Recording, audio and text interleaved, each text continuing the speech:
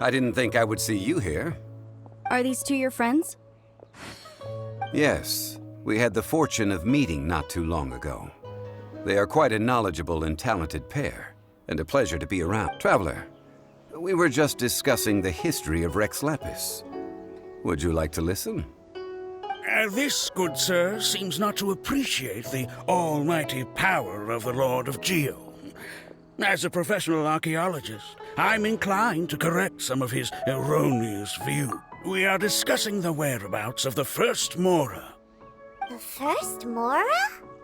As everyone knows, the Lord of Geo taught the ancient people of Liyue the craft of smelting, creating goods that allowed them to develop trade with the early nations of that time. Today, Liyue holds the sole right to cast Mora in the entire continent of Tivat. The world's very first Mora should have been cast by the hands of the Lord of Geo himself thousands of years ago. According to my research, as well as my own hypothesis, I believe that this coin of unique historical significance has been passed down secretly through the years as a kind of token. For example, perhaps the Qixing who control the Liyue use it in some kind of unknown ceremony they hold when they come to power. No. My research indicates that the first Mora coin is not such a simple thing. Mora is a catalyst. This we all know. Even today, Mora is used in the mystic arts for its curious properties of weapon enhancement. The world's first Mora would no doubt possess the strongest power. My next historical treatise will boldly expound on the newest findings from my intense decade-long research. That is, that the Lord of Geo used this original Mora as a catalyst to enhance a dagger and a sword. A dagger and a sword? Well, buy the book when it comes out to read the full story. For now, I will only reveal this. The one who finds the dagger shall become supreme in Liyue, and the one who finds the sword may be crowned Liyue's sovereign. I can't say I agree.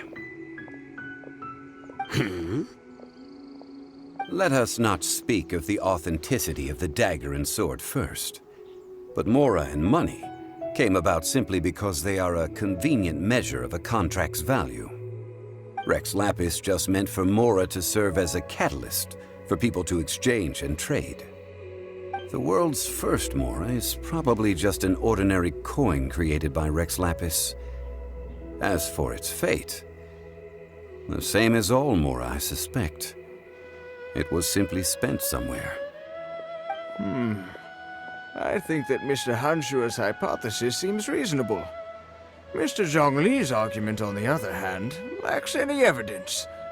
How can you so easily dismiss the Lord of Geo's profound foresight? No, I am not debating right or wrong. I am simply stating a fact. Enough! Do you think you understand the Lord of Geo more than me? I know but little about history, and I wouldn't dare to brag. But discussion is meaningless if everyone has the same opinion, no? Well then, answer me this. Long ago, when Liyue Harbor was being constructed, the Lord of Geo taught the people how to build houses. The model home he used to teach them was completely cast from Mora, correct? That is correct, indeed. Okay, then tell me. Why would the Lord of Geo do something so extravagant if not because of the mystical power that Mora contains? There's a simple explanation, really. To the god of wealth and commerce, what material is easier to get than Mora?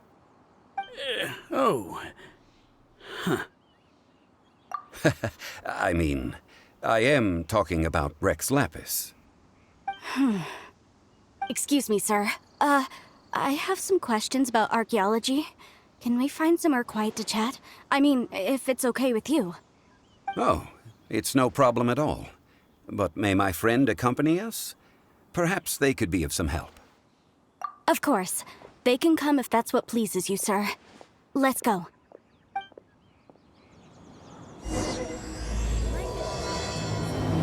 Drink and be merry. What I'm about to say is a bit disrespectful of the Lord of Geo and would draw a lot of angry looks. So it's best to discuss this somewhere quiet. Your argument just now exhibited acuteness of speech and thought. Most importantly, you don't fall for the boasting and acting of the others. You remain objective.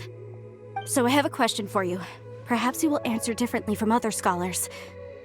Do you think that all the gods that the Geo Archon killed were evil? Let's not analyze it in terms of good versus evil. Rex Lapis placed great importance on the integrity of contracts. So any gods he killed certainly must have broken some kind of contract. Right! The Lord of Geo wouldn't kill the innocent. But when I was doing some research, I learned about the legend of the god of salt. The god of salt, Havria, was a very kind god, but she encountered Morax one day in battle. Morax used a rather underhanded trick to assassinate her. What? No way! This bit of history is a long story. But you may not like the truth when you hear it. Don't worry, please tell me what you know. This event, I've already searched for answers for a long time. No, it's just... Where should I begin? Over here! Mr. Zhongli! I've been looking for you. So you're over here all this time. Put down your weapon and stay back. Otherwise, Paimon's reporting you to the Millilith. First of all, I'm not holding a weapon. There's no need to overreact now. I'm simply an archaeological researcher from Snezhnaya. I'm not here for trouble. The Fatui say that every time. But this time, I registered with the Liyue Ministry of Civil Affairs. I could show you the official documentation if you want to see it. I will be conducting an archaeological survey here, the results of which will all be shared with the ministry. I heard that Wangsheng Funeral Parlor had a consultant named Zhongli, with immense knowledge of ancient history and archaeology. So I paid Wangsheng Funeral Parlor a handsome amount to hire Zhongli as my own consultant while I'm in town. So you mean to say that this is work for the Wangsheng Funeral Parlor, yes? Well, since it's work, I don't have a choice. A consultant of the Wangsheng Funeral Parlor must respect their duty. Of course you would be such a reasonable man. Well then, let's head out now, shall we? Wait, if you are studying archaeology, can I go too? I am also a scholar in this field, so I can help. That will give us a chance to continue the topic we were just discussing. Oh, and you should tag along too. This experience may be of help to you on your future adventures. It is a story from before the rise of the Seven.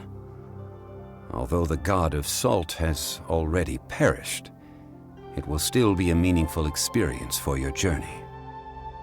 Wait. This is an archaeological expedition, not a tour group. That's too many people. But this friend of mine has a treasure-finding talent, surpassed by no one. It will surely be of great help to us. Oh? What talent? If my friend espies a treasure chest, they will absolutely find a way to open it. Hey, Paimon's good at that too.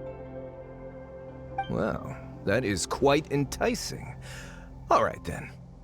Well, let's go. There's no time to waste. When the Overlord of the Vortex was crushed by the Jade Chamber recently, perhaps something of interest was washed ashore. An ancient artifact would be good. Traces of ancient activity would be great. But a piece of the god's limb would be even better. Who knows what surprises we may find.